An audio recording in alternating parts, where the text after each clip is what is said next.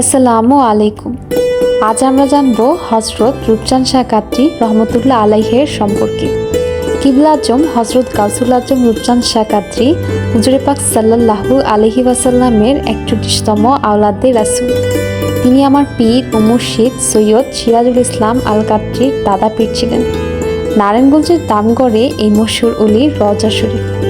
দয়াল বাবা রূপচাঁদ শাহ ছিলেন কাদরিয়া তরিকার মস্ত বড় অলি আল্লাহ। ওনার কেরামাত ও শান আজমাত প্রসিদ্ধ। গাউসুল আজম বাবা রূপচাঁদ শাহকে পীর কাশেমপুরের মহানলি মাওলানা গফুর চিশতি মারেফতে বাঘ বলে সম্বোধন করেছেন।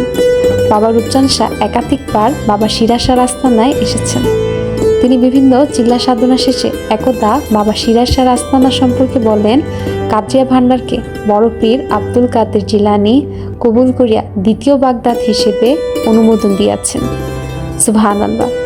প্রতি বছর 4 অক্টোবর বাবা রূপচাঁদ শাহর ওরস মোবারক অনুষ্ঠিত হয়, যেখানে দেশের বিভিন্ন প্রান্ত থেকে ভক্ত অনুরাগী ও তরিকতপন্থীগণ রূপচাঁদ শাহর রুহানি ফায়েজ পেতে আসেন।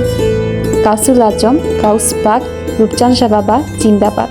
গাউসুল আজম গাউস পাক সিরাজ শাহ বাবা জিন্দাবাদ।